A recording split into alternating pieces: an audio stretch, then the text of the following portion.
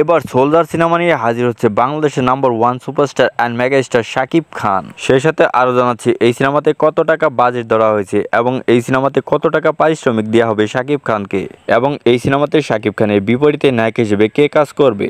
তো প্রথমে শুনে আসবো শাকিব খানের নতুন সিনেমা সোলজার নিয়ে। সোলজার যেটি হতে যাচ্ছে শাকিব খানের কেরিয়ারের অন্যতম একটি সিনেমা, যেখানে শাকিব খানকে দেখা যাবে একজন মেজর হিসেবে, এবং এই সিনেমার জন্য পরিচালক শাকিব ফাহাদ ও সোলজার টিম পুরোপুরি রেডি। শুধুমাত্র শাকিব খানের অপেক্ষায় রয়েছেন পরিচালক, এবং শাকিব খান দেশে ফিরলে শুরু হতে পারে এই সোলজার সিনেমার শুটিং।